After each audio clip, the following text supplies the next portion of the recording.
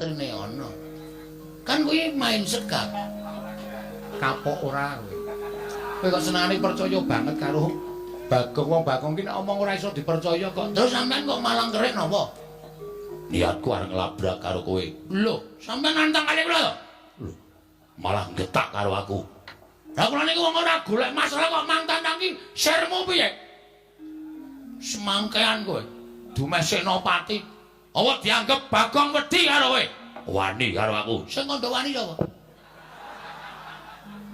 Sabar sareh, lenggah sing prayogi mriki, lenggah mriki. Ngapurancang ning ngarepe ratu kok malang kerik sak penake dhewe. Ah, ngono kok mboten? Ora, go tak caosi. Niki ngimpi rokok dum-duman. Kapok ora wis sencaki kalah karo Bagong. Niki niku sing nesu dudu sampeyan kudune, nek sing nesu sampeyan nek beda lakone. Sing nesu sapa? Ah sampeyan ora tau maca naskah. Iki sing nemu nesu dudu sampeyan. Sing nesu mengke ana wong sing nesu. Bagong. Nun. Yen aku arep maringake kelawan kowe, iki ana sing nglamar Wrontowati. Nah iki masalahe nang kene iki lagi terurai semuanya. Sinten sing nglamar Wrontowati? Durna Bagong. Ajeng diwenehke arep diwenehke Lesmana Mandrakumara. Lesmana iki wong kentir. Lesmana iki wong peka karo dirabekke iki sing do nglamar iki do nganggo utek apa ora? Ah, iki lagi asli.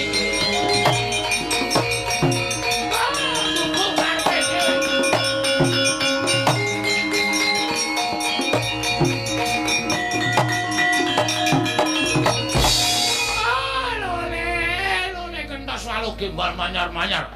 Joneng dungkul wana dadi ras-ras dadi ana. Bagong kowe berkencang Pak Bong. Bali codhe sapa sing gawe? Wong edan ngene Bathara-Rata barang dinggo. Angkene nganggo istilah aku nek ora nganggo istilah ya rugi ya. Ngopo Begawan Durna? Kowe muni piye? Kresna anu, aduh sari sinuwun. Lesmana wong kentir. Lesmana wong edan. Lho, kowe kok iso ngarani Lesmana kentir ki sababe apa? Heeh, ora. Aku wis apal karo Lesmana wis suwe. Aku wis tepung karo anak Ngastina. Nek anak Ngastina kuwi pancen Ratu Ngastina mung anak siji, ning nuwun sewu, anake rada ngene. Anake rada pecuk, anake rada kentir. Mula nek Sinuwun Darawati ngrabekke Lesmana karo Wrontowati iki Sinuwun Darawati bakal tegel nampa kesengsarane anak, bakal tegel nyumurupi kasengsarane anak. Mula nek Sinuwun Darawati maringake Wrontowati, aku ora ikhlas. Aku ora ikhlas. Ora ikhlase Bagong. Mergo aku bakal kelangan kakangku ya kuwi Mas Petruk. Nek nganti ora kelakon dawuh karo Wrontowati, Petruk bakal lara. Nek Petruk lara, gedene tekaning pati, aku kelangan. Nek ngono nang kene padha-padha ngarepe Wrontowati. Saiki ngene wae. Digawe sayembara. Sayembara apa? Sapa sing iso ngalahke Begawan Durna? Bayangan Wrontowati. Dadi iki. Wis gayeng iki. Siap, Reng. Oke.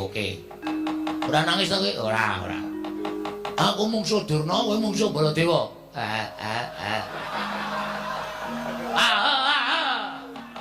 Gresani wong wareg.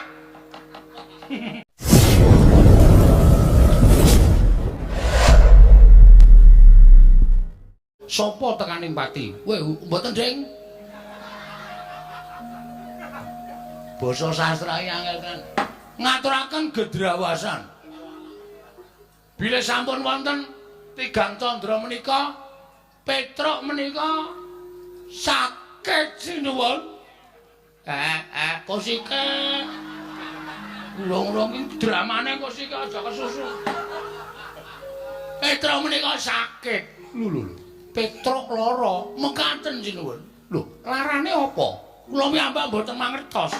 Kok Prabu? Nggih. Petruk sakit. Lho, Petruk lara, Bagong. Nggih sinuwun. Lara apa? Lah kok dadi kowe adine, gareng kakane ora mreksake karo Petruk iki. Goleke tombo, kowe dulurmu. Kok malah do meneng kowe iki? Wah, wis. Iki ngopo ya? Wong lagi dilapori kok wis nesu lho. Lho, aku ki ora nesu. Ning aku ki tresna karo Petruk. Petruk ki ora ketang sithik tau tating kudang Baladewa. Ning nganti Petruk lara, kowe ora wadul karo sapa-sapa, ora mantul karo sapa-sapa. Kudune kowe mantul karo Prabu Ora kok mantul ning Dwarawati. Sik to, niki mboten perkara kula niku njaluk sumbangan nggo nambahke Petruk mboten. Ning niki niku wonten perkara sing ajeng kula aturke sinuwun Prabu Sri Bathara Kresna. Sampeyan kendel sik. Meneng sik iso ora? Hah? Urung-urung wis gawe tratapan. Kene iki lesuwan wis diati-ati. Kene mung omong Petruk lare kok wujane apa sing balik koyo. Sabar, sabar. Hah? Wong urip nang alam donya iki kudu sabar. Sabar ki ana watese. Ning tetep kudu sabar. Hah? Alon-alon kula tak matur. Yo, tak rungokke. Nggih. Petruk lara apa, Bagong? Kula mboten ngertos. Dokter niku mboten menemukan penyakitnya. Lho. Dokter ora nemokke penyakite. Mboten. Jaman semanten pun wonten dokter nggih wis ana. Ora apa-apa nggih. Kula gawa teng Pak Mantri niku, Pak Mantri malah men nyedaki bakul kuwaci. Jan wis ora tata. Awang di teri wong lara kok blas ora dipriksa. Malah dhek ngombe obat sedina ping 3 jan wis.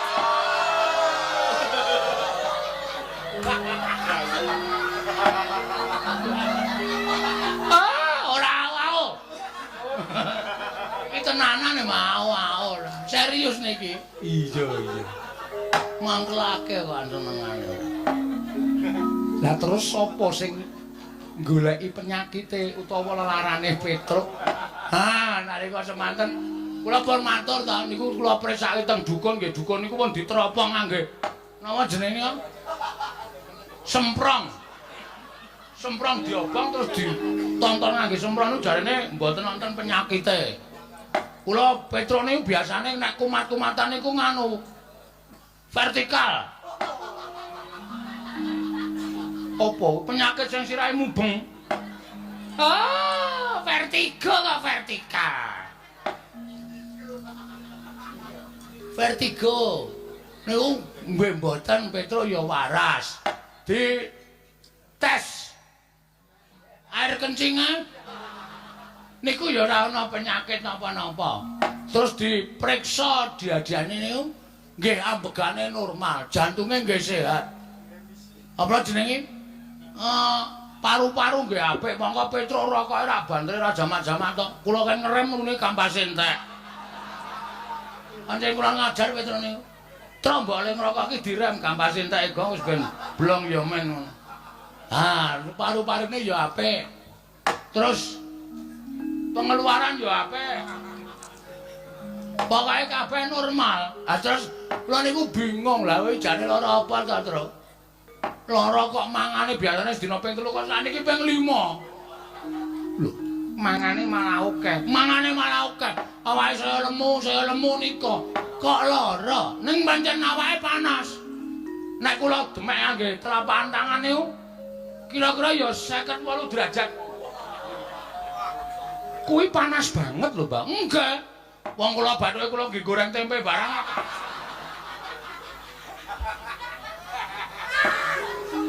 Ngono enggak. Ah panas tenan. Bathuke kula demek niku panas terus kula kaileng klenthek ora-ora terus kula dalahi tempe pletik-pletik lho to. Bathukmu iso kaya wajan. Iya. Nganten niku. Hah. Sawijining dina Petruk nika gelem omong. Lho, Petruk gelem omong nggih. Truk, mbok omong ngono kuwi, Truk. Gong, Reng. Aku arep omong karo kowe. Aku jane ora lara. Ning awakku lemes kaya ora duwe kekuatan. Mergo aku ki mung kepengin nagih janji. Sapa sing janji karo kowe, Truk? Omong. Nek pancen ana menungsa sing wis tau tate janji karo kowe ora ditepati, kowe kandha tak paranane, tak dodoke korine, tak kinange gambir karo suruhe. Kuwi tembunge wong lamar. Apa? Iya. Tak dodoke korine tak sikate wonge. Lah. Ben bulanang mbok wedok asikat. Aja nekat. Ayo ta, Reng. Ngoten. Jebula Petro niku bloko. Jebule kok jebula. Ya men kok wong tembung jebule karo jebula iki padha wae kok men kanthi daerahe kok. Jebule Petro niku bloko. Nek sing janji niku Prabu Kresna. Prabu Kresna tau tate janji kali Petro. Duk nalika lakon bangun jembatan bangun Candi Saptawarga. Bangun Candi Saptawarga. Sampeyan ngendika kali Petro to, "Truk, nek kowe iso balekke pustaka Jamus Lima Sada, kowe esuk tak pek mantu." Ora. Kapan ya? Weh, lah iki iso tak glimpange tenan iki.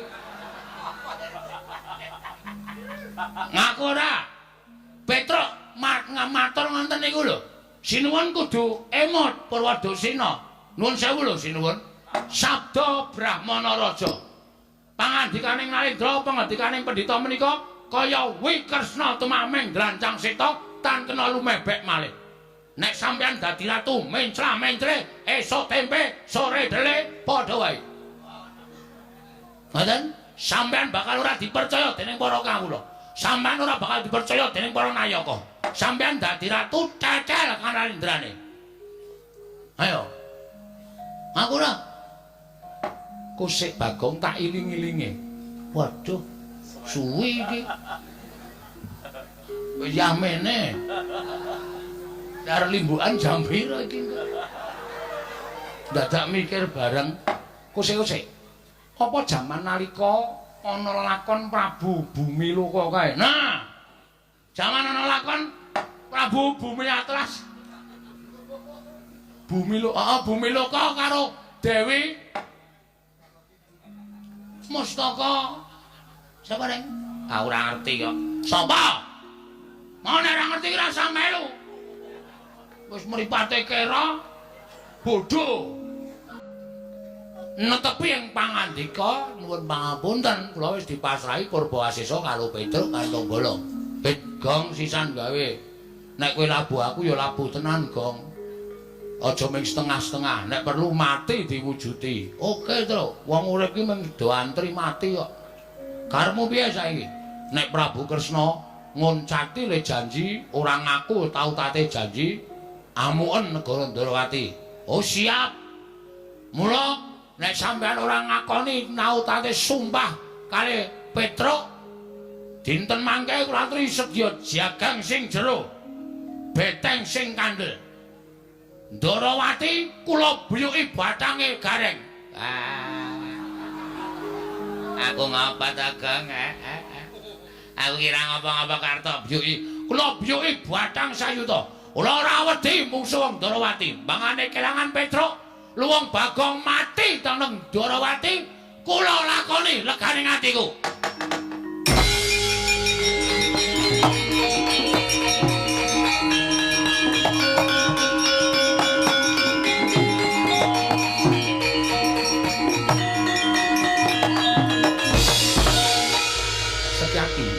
Barat. Kowe arep ngopo? Kula sajaipun kok panas krungu suarane Bagong. Dadi kepeti. Santai wae, ora usah dadak kemrungsung. Kowe mau guneman piye? Guneman nek Rantawati ora diwenehke Petruk, tak aturi jaga jagang sing jero, beteng sing kandel. Tegese kowe nantang karo wong Ndrawati. Ora, aku mari ngejak sekap wong Ndrawati. Jagang sing jero, beteng sing kandel, piyone ana, mentrine ana. Kan kuwi main sekap. Kapok ora kowe. Kowe kok senengane percaya banget karo Bagong. Wong Bagong ki nek omong ora iso dipercaya kok. Terus sampean kok malang kerik napa? Niatku arep nglabrak karo kowe. Lho, sampean nantang kali kula to? Lho, malah getak karo aku. Lah kula niku wong ora golek masalah kok mang-tantang ki sirmu piye? Semangkean kowe. Dumesekno pati. Apa dianggep Bagong wedi karo kowe? Wani karo aku. Sing kandha wani sapa? Sabar sareh, lenggah sing prayogi mriki, lenggah mriki. Ngapurancang ning ngarepe ratu kok malang kerik sak penake dhewe. Ah ngono kok mboten? Ora. Go tak caosi. Niki ngembe rokok dum-duman. kapok ora wis sencaki kalah karo Bagong. Niki niku sing nesu dudu sampeyan kudune, nek sing nesu sampeyan nek beda lakone.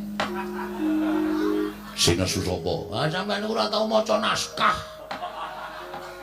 Niki sing nesu dudu sampeyan, sing nesu mengke ana wong sing nesu. Bagong, nun. Yen aku arep maringake kelawan kowe, iki ana sing nglamar Wrantawati. Nah iki masalahe nang kene iki lagi terurai semuanya. Sinten sing nglamar Wrantawati? Durna, Bagong. Ajeng diwenehke arep diwenehke Lesmana Mandrakumara. Lesmana iki wong kentir. Lesmana iki wong peka kan dirabekke iki sing do nglamar iki do nganggo utek apa ora? Ah, iki lagi asli.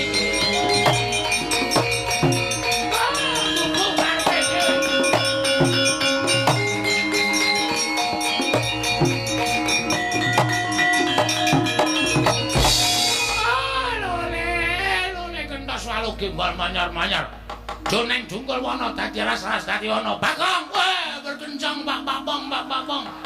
Kali codhe sapa sing gawe? Wong edan ngene Bathara Trata barang dinggo. Angkene nganggo istilah aku nek ora nganggo istilah ya rugi ya. Ngopo Begawan Durna? Kowe muni piye? Kresna aduh sorry sinuwun. Lesmana wong kentir. Lesmana wong edan. Lho, kowe kok iso ngarani Lesmana kentir ki sababe apa? Heeh, ora. Aku wis apal karo Lesmana wis suwe. Aku wis tepung karo anak Ngastina. Nek anak Ngastina kuwi pancen Ratu Ngastina iki ndek anak siji, ning nuwun sewu, anake rada ngene. Anake rada pecuk, anake rada kentir. Mula nek Sinuwun Darawati ngrabekke Lesmana karo Wrantawati iki Sinuwun Darawati bakal tegel. Nampa kesengsarane anak, bakal tegel nyumurupi kasengsaraning anak. Mula nek Sinuwun Darawati maringake Wrantawati, aku ora ikhlas. Aku ora ikhlas. Ora ikhlase Bagong. Mergo aku bakal kelangan kakangku ya kuwi Mas Petro. Nek nganti ora kelakon dawuh karo Wrantawati, Petro bakal lara. Nek Petro lara, gedene tekaning pati, aku kelangan. Nek ngono nang kene padha-padha ngalape Wrantawati. Saiki ngene wae. Digawe sayembara. Sayembara apa? Sapa sing iso ngalahke Begawan Durna? Bayangan Wrantawati. Dadi iki. Wes gayeng iki. Siap, Reng. Oke. Ora nangis to kowe? Ora. Aku mungsuh Durna, kowe mungsuh Baladewa.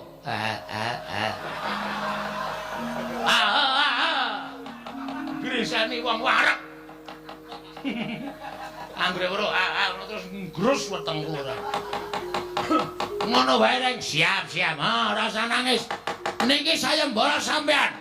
Teng pundi pamane wong neter kanthi dayan. Metu japa. Cudha manik jeblok bertemu.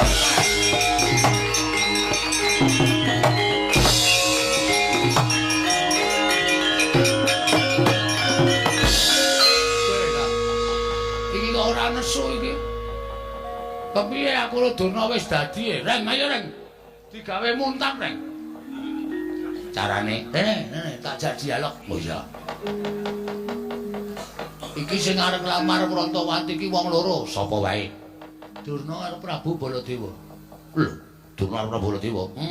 Durna wis tak tantang. Monggo Durna gawe sayembara. Upama Reng, upama piye? Upama Prabu Baladewa ki ngewangi Lesmana piye? Lho, ayo aku abot Petruk. Terus. Terbuat dari kayu? Bukan. Ada rodanya? Bukan. Ditarik kuda. Udah.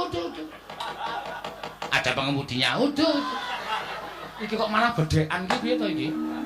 Iya goblok banget to iki. Maksudmu kok kita takon nesu kok malah ada kudanya nyleprak bathumu iki piye? Ayo radong kok ya. Ora ngerti kok ya.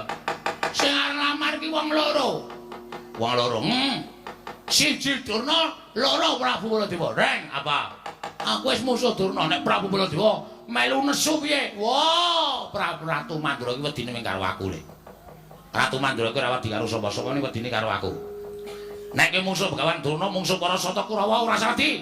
Nek kono Nata Mandura Prabu Baladewa melu aku tandinge iblis lanang cangkeme sapa kuwi muni kaya ngono.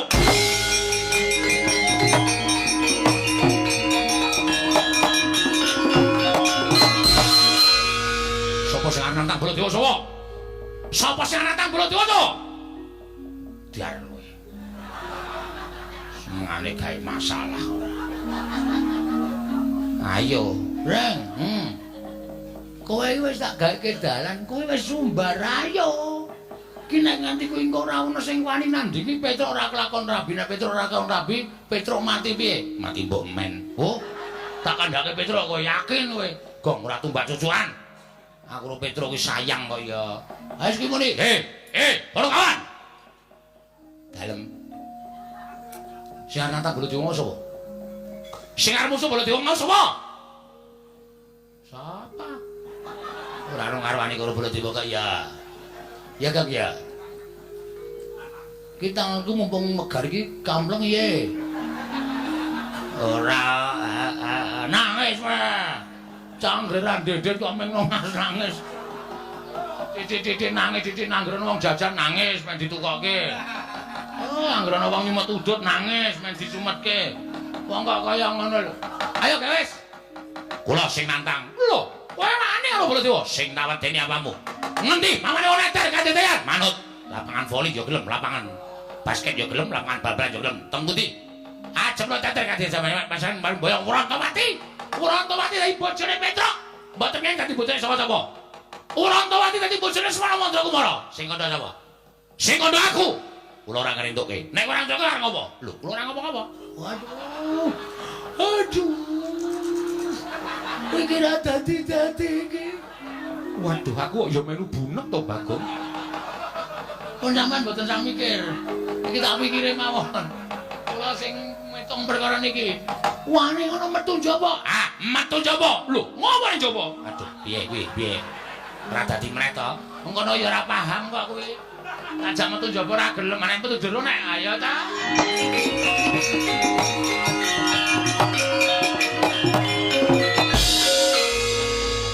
Lah iki piye wong nantang kok ora dirampungi wis padha mlayu metu kok malah do tetengok.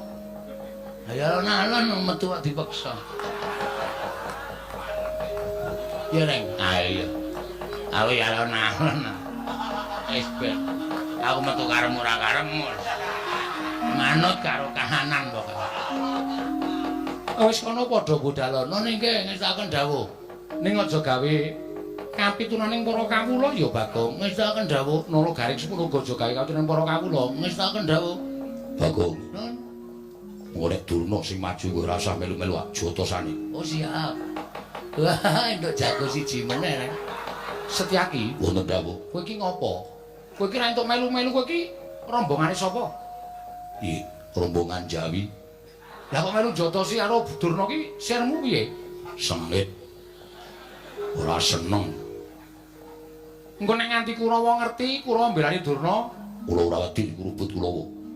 Yen kok Prabu Baladewa priksa, kowe didukani kok Prabu Baladewa. Nek pancen kudu ngono, kula ora wedi karo kok Prabu Baladewa. Pancen iki ngeyel kok. Sakarepmu iki wangi Bagong, sakarepmu ora sakarepmu. Ngiwangi no. Wah. Reng, apa ngaso iki awake dhewe. Meng paitan swara iki. Ha iya. Sing temandang Ndara Sencaki. Lho. Ayo ora iso. Aku kehilangan nama. Nek nganti Ndara Sencaki musuh Prabu Baladewa, piyai sing padha mresani iki do ngenteni mengko. Jam-jam setengah 1, jam 1 engko do ngenteni gareng nek musuh Baladewa iki kahanane kepiye. Ngono. Iki mbubarke apa ya? Struktur. Ya sing ngono aku ora sida ngewangi. Wah, cangkemmu elek kok, Reng. Iki nek ora sida ngewangi awak dhewe iki nyambut gawe sing tenanan. Ponokawan do metu wis do metu ayo do metu. Wis do metu gak wis? Nggih, yo metu yo. Wis ra entuk rembugan nang jero. Reng ayo metu. Iya ya. Nek ora tak gusahi ndak mengar do omong wae. Anggere muni do omong entuk sambutan kok senenge ra jamak-jamak. Nek ora entuk sambutan kringete dileweran kok. Ngecewe. Iya. Neng iki saiki wis ora usah dadak golek sambutan, aku metu wis viral. Moh. Sing kandha sapa? Oh, Prabu menika Nalindra kok gunemane kaya ning kampung. Aku nuruti karo Bagong ki lho. Sampun, matur nuwun, Simbun. Ya, sing ati-ati nggih. Lah. Edian tenan. Ora tatanan. Ora ketrucut e. Kene yo, ya. Wong angin kok digiring iki. Udawa kok mesam-mesem. Kula menika menawi weruh polaipun Bagong menika rasane raosipun kepengin gajul ning kok aneh. Wong kok kaya ngono. Lho niku. Wong edan iki ndodhok ning kono kae lho.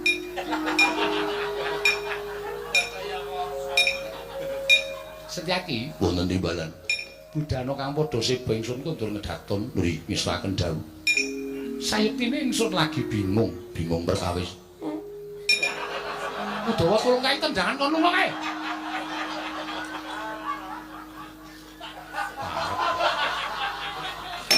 Ngapae? Jare arep metu isih ngadeg nang kono. Kuwi nang nggo mlaku matal-matal e.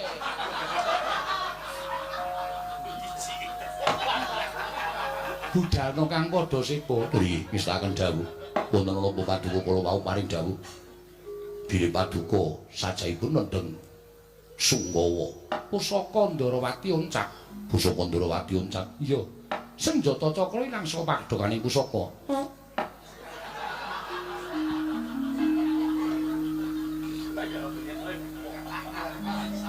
Bagong tak kon lunga kok isih krungu suarane. Lho ngapunten kula sinuwun.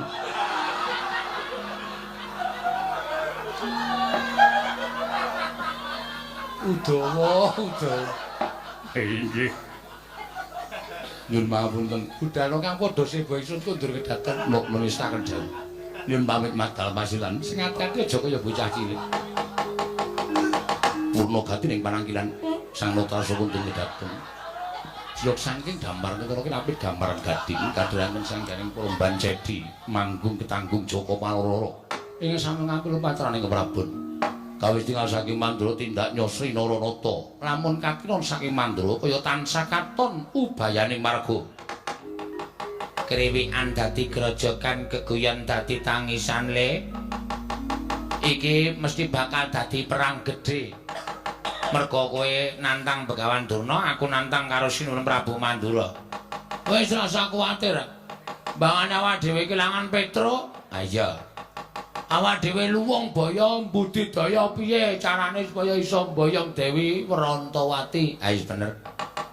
Ning Kurawa wis mlaku baris rantak-rantak. Kok sik iso uga Kurawa kae mengarep upacara? Ora. Baris kok mengarep upacara iki dinane ora Senin kok upacara. Sesuk-esuk ki Senin. Nah iya. Pak Pethoke ya, Reng, ngati-ati ya nganu wer. Ora kira. Kowe ngono iki aku duwer kok. Ya wis ngati-ati ya, Gong. Pangestumu tak jaluk. Kowe wong tuwa ngasuh wae rasa melu-melu ya. Oh, wangsul gagal mboyong Dewi Werantawati. Kula kelangan Petruk, mula mbangane Petruk mati, mongko Petruk menika rol-role Panakawan. Petruk niku anake bapak, nek Petruk mati bapak sedih. Nek bapak kula sedih, wong sedih niku mesti kencokan penyakit. Nek bapak kula sedih kencokan penyakit, bapak kula lara. Nek bapak wong lara niku kembange mati. Petruk mati, bapak sedih, lara, mati. Wah, ya iso tumpeske lor. Mula mbangane Petruk mati, luwung kula mawon sing kudu iso budidaya ngalahke Kurawa. Lho. Wani karo Kartomarma. Sing tak wedeni apa? Wani aja linggo nang ngisor. Ayo ngadeg padha karo Kartomarma. Nandhake pancen kowe sewani karo Kartomarma. Kula teng ngisor mawon. Sebab ya apa? Wis kula seneng teng ngisor. Pun kula teng mriki mawon. Wangkal karo Kartomarma candhak.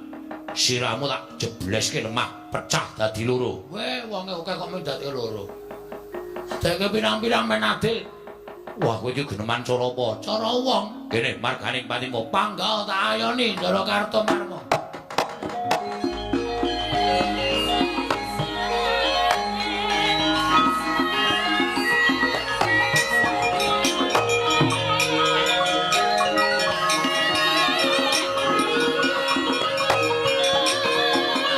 Ana sing rusak iki lho.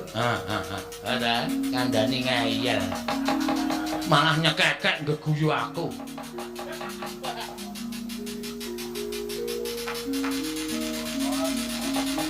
Yo.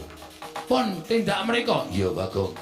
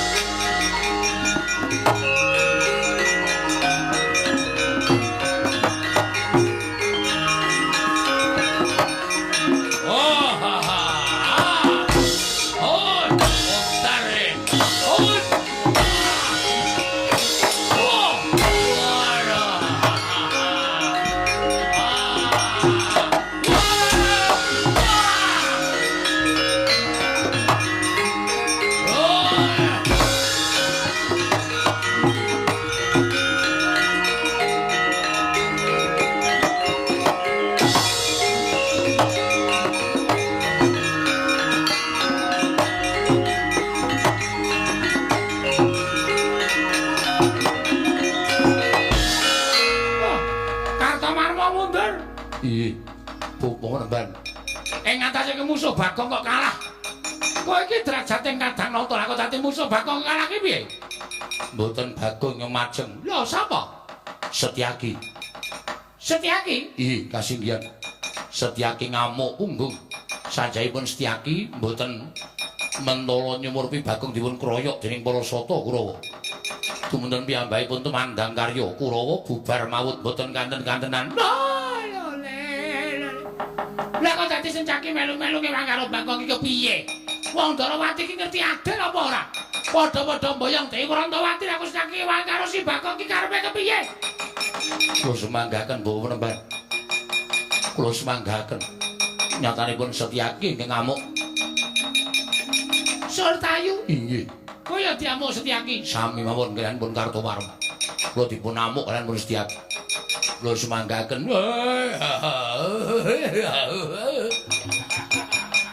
Terus sasana kok maju dhisik? Ha iki lekae yo mendang paripurna. Ndang rampung lho iso ngrangket Bagong jebulane yo. Bagong diwangi Setyaki. Cah cilik nek tumandang jeblas-jebles. Kula semanggaken Bapak Penemban. Kula semanggaken kula mboten iso mungsuh Bagong merkono pepalange Setyaki. Kuku karepe dhewe paneswaning jajaran. Ya, nadyan kowe dewange Setyaki apa kira-kira Setyaki wani nandhi kridaning Nalendra Mandura.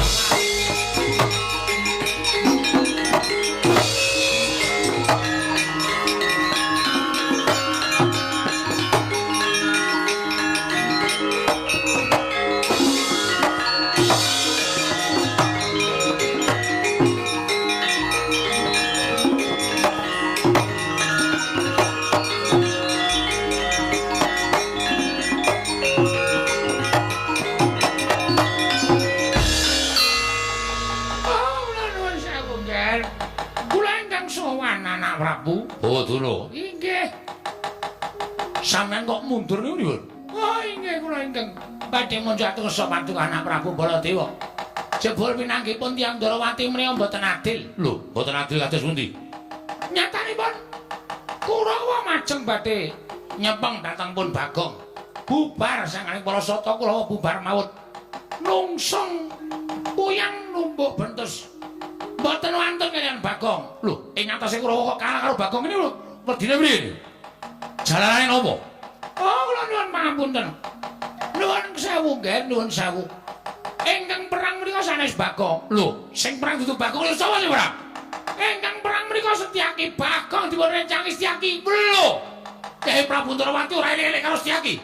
Jenenge wong Darawati ora adil. Setyaki Kyai Bagong yen ngono Baladewa ngewangi sapa Kurawa.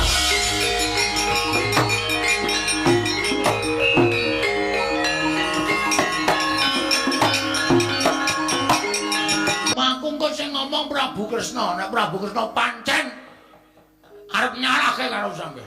Sampean bener. Sampean niku mbelani kalih kula. Kula wong ringkih, kula wong cilik, kula wong bodho, kula ming kawula. Nek kula ajeng dikeroyok Kurawa sampean duwe rasa mbelani niku tukul saka jiwa kasatriya sampean. Iya, nggih. Ora usah wedi. Mungsuh Nenggala wedi. Nenggala pusaka ampuh. Gunane apa Setyaki duwe gada wesi kuning? Jupuk. Tantang Baladewa, Nenggala karo gada wesi kuning menang endi? Ngono.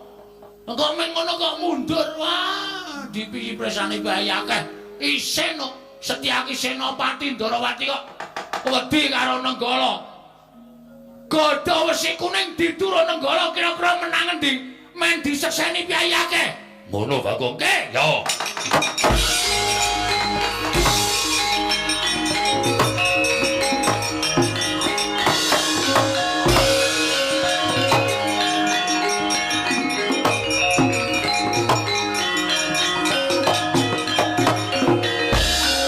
Wis gayeng iki. Nek ngene iki aku kudu cepak-cepak mulih iki. Nek nganti aku didukani Sinuwun Darawati ra iso omong aku. Monggo kae nggawa gada wesi kuning karo Nenggala. Wah, pecukan gada wesi kuning ditu karo Nenggala pusaka ampuh. Duer. Sinuwun Darawati Clorot. Ana ngopo Setyaki? Reng, ngapa? montore jukuk saka parkiran. Iya.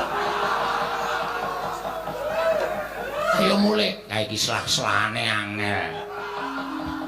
Mulai ya siap-siap mulai saiki le iso mangkat engko sore. Wah, kowe iki wis nggo kendaraan ya bosok. Oh, tekan kono-kono. Ayo karang ki wong seneng-seneng kaya kang ora. Wis ayo, iki mulai ora sampe. Iki ora tanggung jawab nek mulai. Ditonton sik Ndara Baladewa karo Drasya kene gelut piye menang sapa? Adele aja-aja nggo goto isi kuning. Engko nek Sinuwun Ndarawati tekan kene ora masalah wis to. Sinuwun Ndarawati ki wong arif, wong bijaksana kare.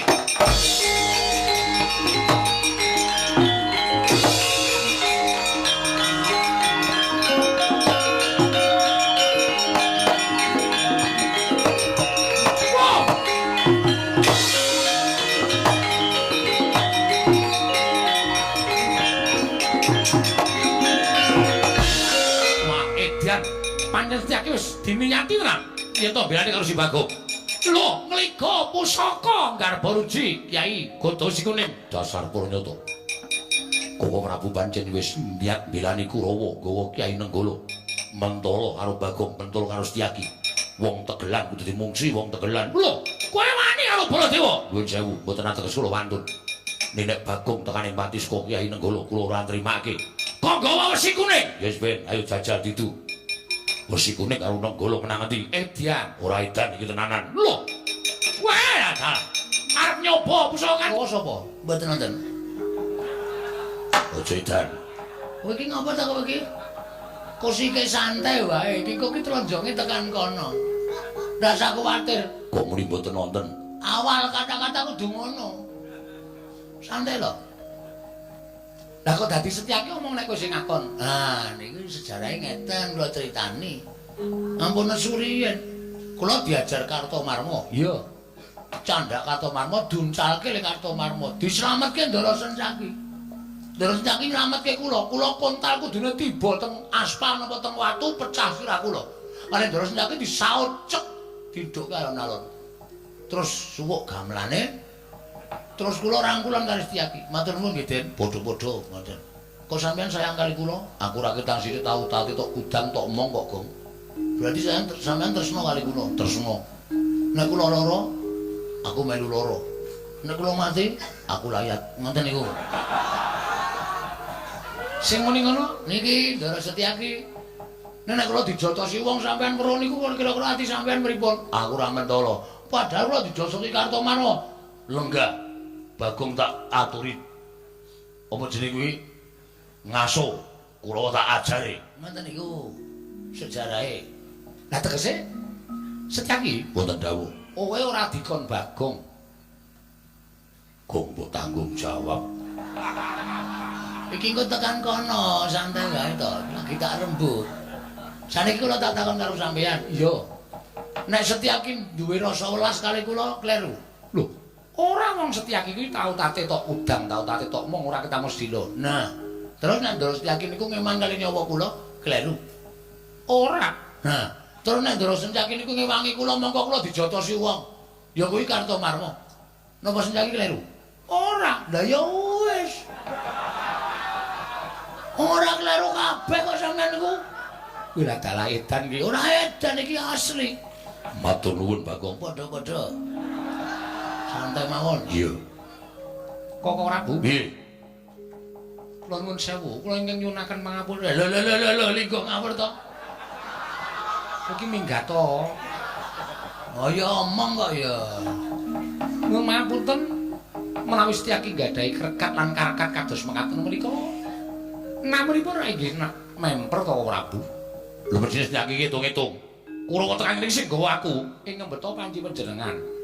Ning nek Kurawa didhawuhi karo Begawan Durna kon njotosi Bagong menika napa ya memper. Lah Bagong menika namung ijen kaliyan Gareng, mongko Gareng awakipun kados mekaten menika. Tangane cekot sikile becik mripate kira kon perang. Ampun rasane Gareng. Gareng nek dinake mripate cekot, sikile becik tangane cekot nu nangis. Mule jaluk ngapura. Wah, wis santai reng, wis ora Ndara Kresna ketrucut kok. Arep mulai wae aku kok. Bariki mulai bariki ya. kula nuwun sewu, menapa inggih panjenengan mentala? Terus sakniki kula nuwun sewu. Ya piye? Namung sami-sami badhe ngrebat dhateng pun anak kula Wrantawati kok direwangi gegeran ngono lho. Menapa mboten nami lingsem? Lho, sing marahi dudu aku. Inggih, sakmenika sampun. Mboten sisa ngrembak sapa sing marahi ndak malah ora rampung-rampung perkarane. Mergi kula misah kaliyan panjenengan Setyaki menika awit wonten atur ingkang badhe kula aturaken. Ana atur piye? Anak kula Wrantawati sareng kula dangu Wrantawati kowe dilamar iki karo si iki. Lah kowe milih endi wong ayu? Wrantawati matur kaliyan kula. Kok ora Bu? Kanjeng Rama, kula menika dipun wengku sinten-sinten kula sagah. Nanging kula ngertos Kanjeng Rama menika nembe sisah. Amargi koncatan pusaka Ndarawati senjata cakra. Mila sawenika ngaten mawon, Prabu kundur wonten negari Astina, munjuk atur saking Nyai Prabu Duryudana. Menawi Lesmana saged ngaturaken senjata cakra wonten negari Ndarawati, Wrantawati kula aturaken dhateng Lesmana Mandrakumara. Njaluk pamit, Nyai.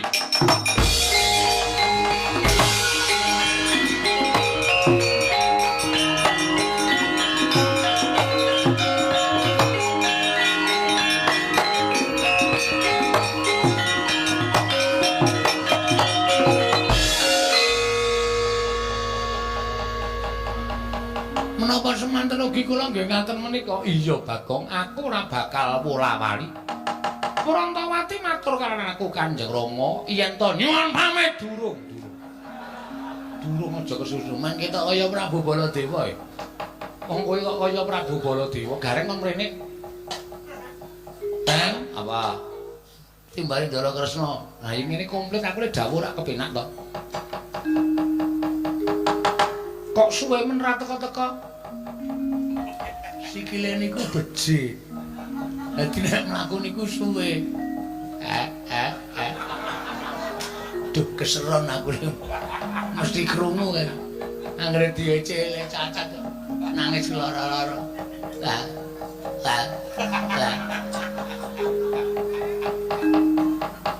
Kowe bali yo? Nggih. Omong karo Petruk? Nggih. Petruk bakal tak wengku dadi mantuku netepi janjiku. Nggih. Ning ya Petruk kudu iso ngaturake senjata cakra. Waduh. Lelang dek kapan e? Wis ora perkara kuwi prilang dek kapan ora senjata takon werna-werna. Mergo aku wis ngerti ukaramu kaya ngapa kuwi aku wis ngerti. Kowe iki mung senengane guyon sembur-sembur adas. Iya ta? Nggih. Ning nggih nyuwun prisa mergo hitungan Jawa niku iso mbok menawa kula iso ngitung Jawa. Ilange nek ora karo dikliya dina. Anggara kasih, anggara wis ketembung anggrek. Kasih iki cinta. Cinta sejati memberi bunga anggrek. Ngapa iki ra ngomongke kowe lho? Ora. Wis kono omong. Nek Petruk ngaturake senjata cakra, Petruk bakal tak pek mantu, nek ora ya wis. Ora bakal tak pek mantu kaya janjiku. Nggih, nyuwun mawon nggih sinuwun. Iya sing ati-ati. Kula tak wangsul, tak ketemu Ali Petruk, tak omong apa anane Ali Petruk. Iya sing ati-ati. Nggih, sembah nuwun. Kula nyuwun pamit sinuwun. Iya sing ati, mbok gareng iki digendong. Ampun dirasani to. Iya ya. Lali aku. Sampun tak ampun wangsul ketemu Ali Petruk tak ngomongke apa anane. Kadang kula tentrem nanging kadang kula ora tentrem, kadang kula katon rukun nanging kadang kula ora katon rukun. Kabeh mau ndadekake bingung penggalipun Kakang. Kakang Jayalengkara. Semono uga aku bingung rasaku nggone ngasta bawat perintah negara ing Pulau Gedha Kencana. Nadyan alindraning kembar Kakang lan aku nanging wedine kok kaya tumpang suh. Nggone ngasta bawat perintah negara ing Pulau Gedha Kencana. Yayi. Siadi ora ngerti apa ingkang tak tindakake. Nalika dina ingkang ngepungkur pun Kakang nglakoni sare naritis sesemek ron Rajamala abebanta boto sarimbak pancen pun Kakang sengaja ora nganti lawan Siadi tak kanthi laku prihatin merga supaya meleng ciptaku supaya manteng pangestiku jroning aku nglakoni prihatin mau jebul ana dewa ingkang paring wisik kelawan panjenenganipun Kakang. Yo Kakang piye? Negara Pulung Gedhah Kencana kene bisa ayem, tentrem, kuncara hanjayeng bawana. Kondhang kalukeng rat. Jagat persasat keberbeken marang ngumandangi negara ing Pulung Gedhah Kencana lamun negara iki kudu ditumbali. Kakang maring dawuh kudu ditumbali apa kudu nganggo tumbal Satuwana. Sartane apa ing dikersani dening Kakang Jayalengkara dudu babakan kebo, sapi lan Satuwana dudu. Nanging mantra sabdaning dewa ingkang dak tampa negara kudu ditumbali wujuding menungsa. Ya mung menungsa mau kudu mapan sarta golek ana ing tanah Jawa. Wonten sabdane dewa ingkang dak tampa menungsa ing kudu dadi tumbal mau. Derajate dudu derajat Nalendra Satriya Brahmana dudu.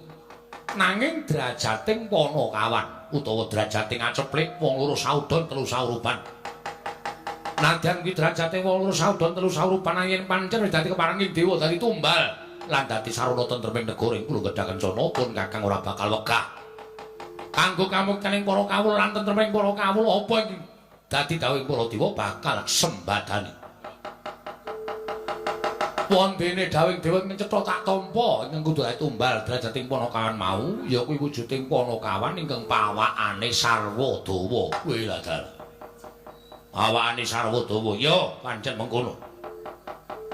Kapernah Panakawan kasatyan Madukara abdining para Pandhawa wedine wujudane aku durung ngerti. Mula Yayi gandeng iki kanggo kamuktening para kawula katentreming para kawula aja wegah. Siadilan pun Kakang nyabrang samudra gedhe mung butuh prapteng ana ing tanah Jawa. Sawise prapteng ana ing tanah Jawa digoleki menyang ngendi menungsa ingkang wujudane Sarwadawa mau. Yen wis ketemu diboyong marang negara ing Pulung Gedhah Kencana dadekke tumbal dadi srana tentrem lan juwananing para kawula sanegara ing Pulung Gedhah Kencana Kak Yayi Jaya Sudirga. Cumangkah kanggo sesumbar Lindhu bumi kuncing kumaluduk kundur ketup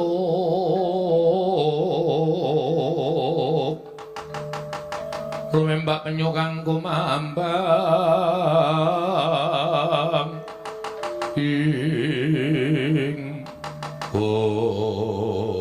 waladal yen to pancen kaya mengkono dawing Kakang Jayalengkara ora bakal bisa selak amung mastuti dahar marang dawing kadangku tuwa Yayi. Aja nganti para wadyabala mengko mundhak ngutawatiri lan gawe hojate kang padha weruh mula siadilanipun Kakang dhewe ing budal ana ing tanah Jawa yen pancen kersaning Kakang kaya mengkono aku mung kari manut patih wonten timbalan tunggunen negara ing Pulung Gedhah Kencana nun ngestaken nanging lajeng kundur paduka sinuwun benjang kula baca mbok arep-arep bali ning panjenengan ingsun yen wis rampung perkarane lan bisa entuk gawe panjenengan ingsun bakal kundur marang goreng Pulung Gedhah Kencana. Namung sembah kula ndherekaken Jengkar Paduka Gusti kula kekalih. Mugi-mugi pikantuk damel saged ambuyung tumbal dados sarana tentreming para kawula sak Pulung Gedhah Kencana. Yayi Jaya Sudirga ayo mangkat dina iki Kakang Jayalengkara. Ndak duwe tindak dhisik aku tuwun tak tindake Kakang Jayalengkara. Yayi Jaya Sudirga yo.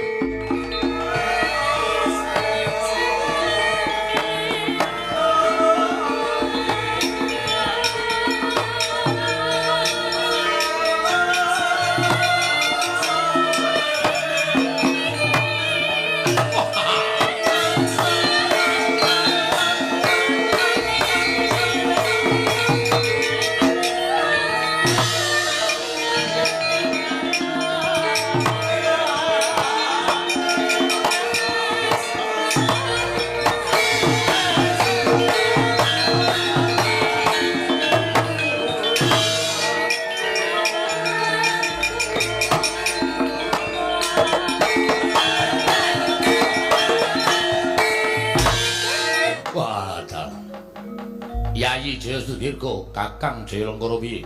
Eling-eling pun Kakang lan si adik kuwi biyen rombongan tari. Iya, Kakang. Mula pendak-pendak mlaku menyang ndi wae kudu jejogetan. Iya, Kakang. Ngambah Nirgantara. Goleki menyang ndi dununge wong kang pantes dadi tumbal. Ya, yen pancen kaya mengkono Kakang ya tak dherekake. Supaya enggal prapta ning tanah Jawa. Katon ngarep iki wis samudra ingkang ora katon kaya ora ana watese. nang nyabrang segara iki wis dadi jalaran ngene prapta ning tanah Jawa. Kakang Jaya Lengkara tak dherekake. Ayo Yayi Jaya Sudirga.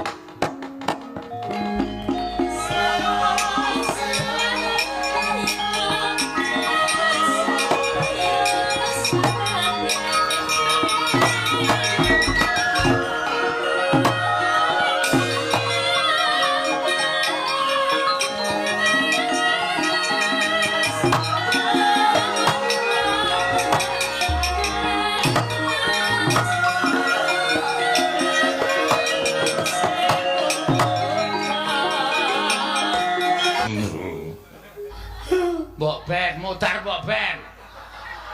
Genah mau iso pesen apa jenenge iso pesen soda gembira barang mau mergo kowe mesti menyang dhewe kowe. Nek ora ana wong iso jajan nek ana wong kok iso kok gering ora. Nengke wae yo.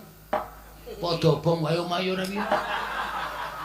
Omahe Petro karo dobong men modar sisan wong kok alemane ra jama-jama ora. Anggere bapak teko mah tak laporke kowe. Tenan asli aku wis ora bakal mikir ringo-ringo. Petro aleman, Pak.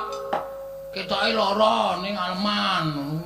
Mergane ngopo? Ngene. Men bapak sing nengahi perkarane Petro. Janeng ya ning talaga kadilanget.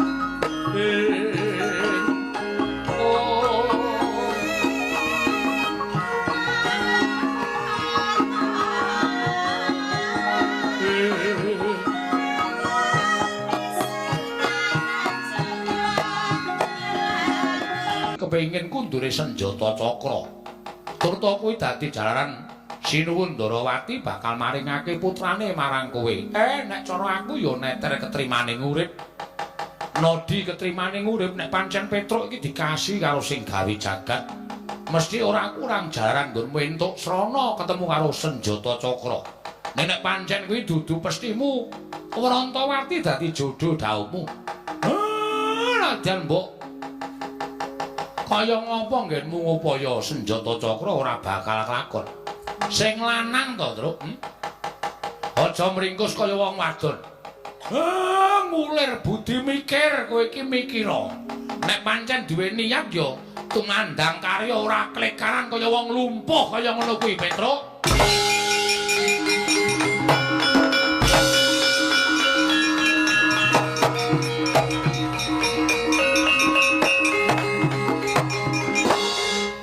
Lunga ya Petruk, Pak.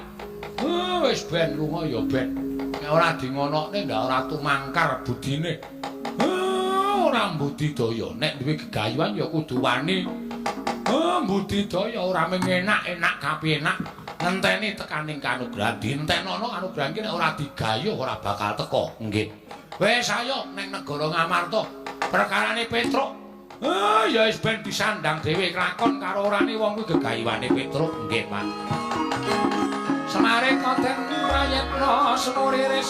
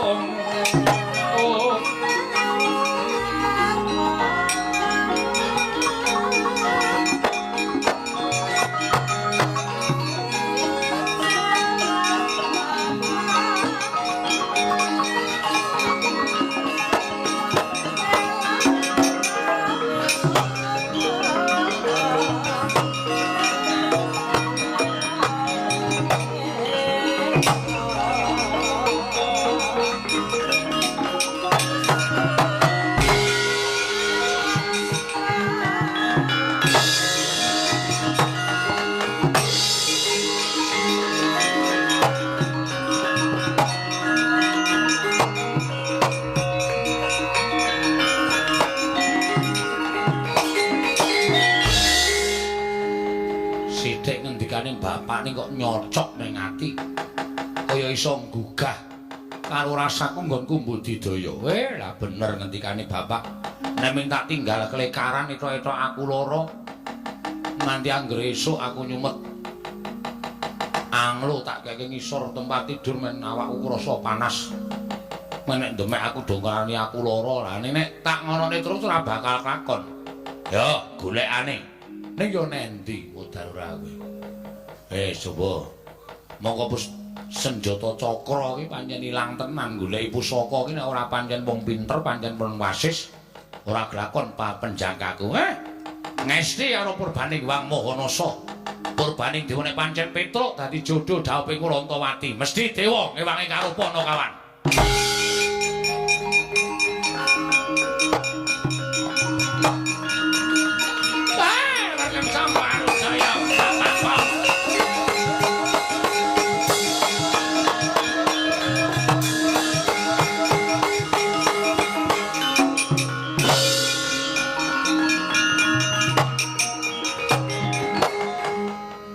mangkah anggro sesumbar lindhu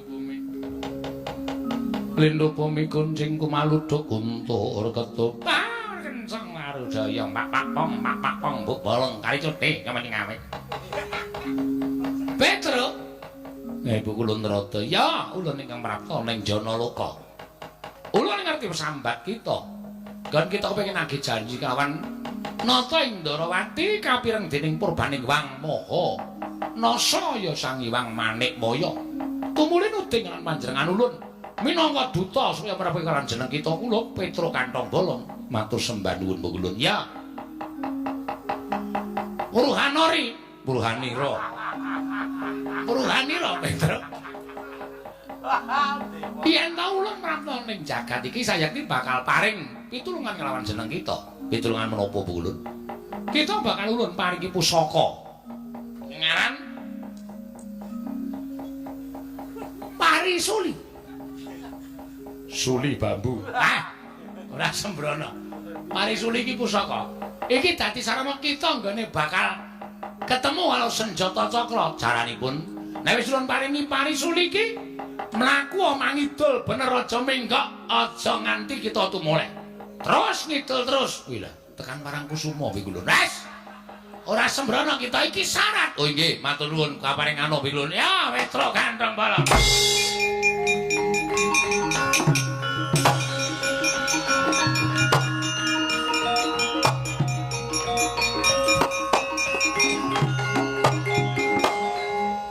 Nyuwun pangapunten.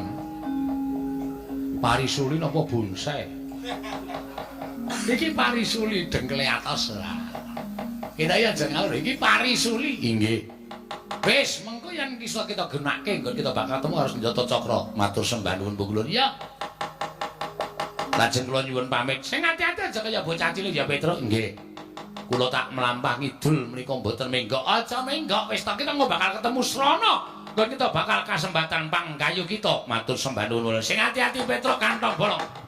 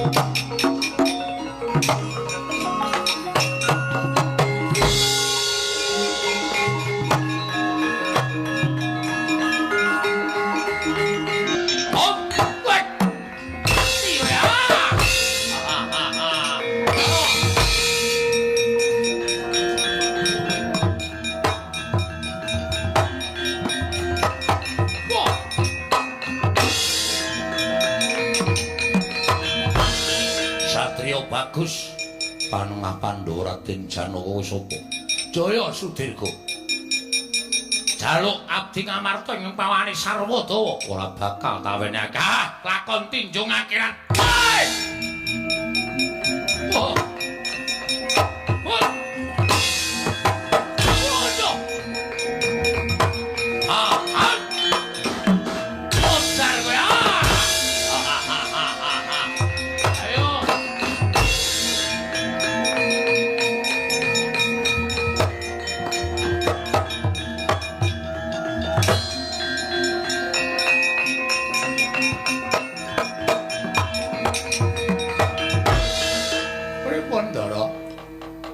Ratu Kembar nyata digdaya.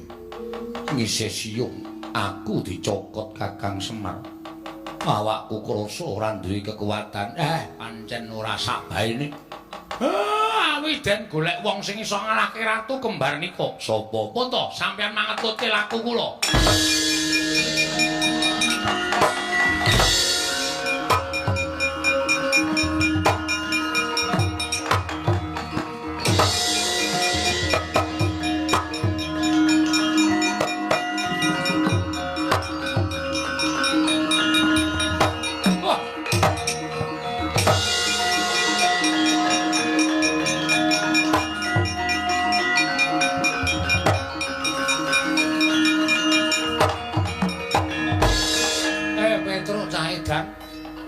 Mau ora takon mlaku ngidul to. Aku ngalor sik, Pak. Kok ketemu nang kene? Lah ya ora ngerti kaya. Mbok menawa keparenging dewa ngono. Kowe piye lakumu? Ketemu pukulun Bathara Narada. Ketemu Narada? Heeh. Terus diparingi pusaka. Mbok pusaka iki gunane nggo ngopo? Kowe diparingi pusaka karo dewa? Pak.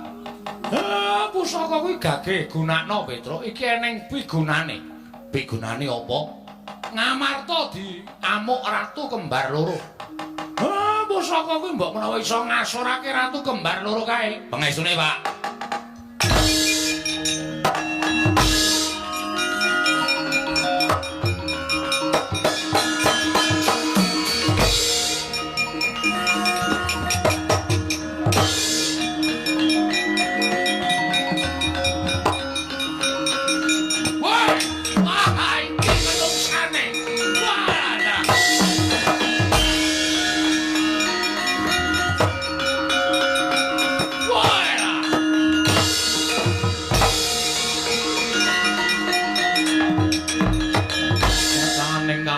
Klaraban dan moncar tinon lir kekonang surem soro tetan badang waladal Yayi Jayastirga Kakang Jayalengkara iki menungsane ana menungsa pawakane sarwadara irunge dawa cangkeme dawa tangane dawa wudele dawa sikile dawa mbok menawa iki ingkang kudu dadi tumbal negara Pulung Kedah Kencana ora sakakan gunung tanpa guna dirangket menungsane dadekke bekakak ning negara Pulung Kedah Kencana. Mangke riyen. Mang bekakak Petruk. Ning carane sapi dijagal sik, Mas. Ora mung waton dicekel, nek sapa dicekel? Sampeyan iso mateni Petruk sasari Sandara Langit. Wah.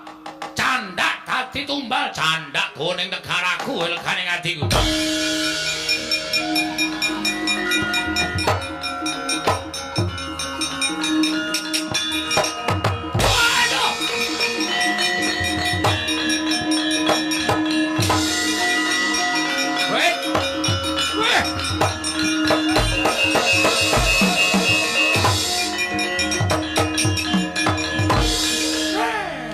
Jebul maringi dalan karo aku. Mir. Semir. Reneo.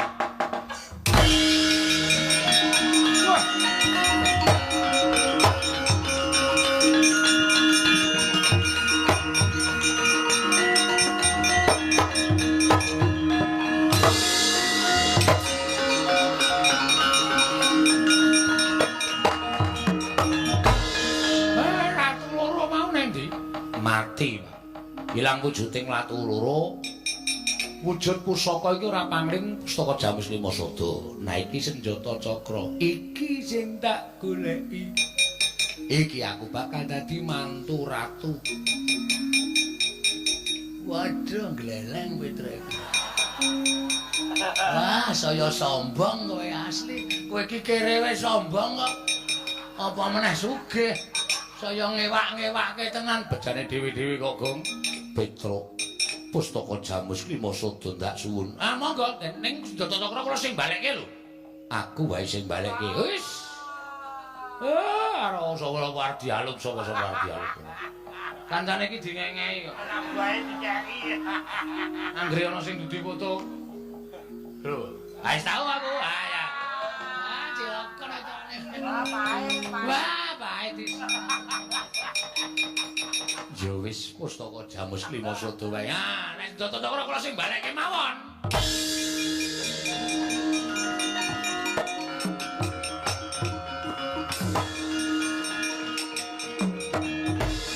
Wis ya, Pak, nyuwun pangestu. Aku tak ngatur Ndata Cakra ning negara Ndarawati. Pancen cah ki nek ketrima ya ngono. Pengen rabi anak ratu kok kelakon. Wah, jan gleleng. Ndra, aku adimu lho, Ndra. Ndung apa? Aku ya ning mlebu metu Ndarawati ya bakale bebas wong kuwi adimu, aku keluargamu. Ora iso. Sak aku nek dadi mantune Ndara Kresna, pangkatku tumenggung. Wah, idia-idia. Tak kongkan-kongkon. Ora masalah nek susuke tak pek. Anggepe apa aku kan? Anjur susuke dipes, mongko akeh susuke gak oleh tuku. Anggepe sak penake dhewe. Wis ya nyuwun pangestu, aku melu Petro. Oh,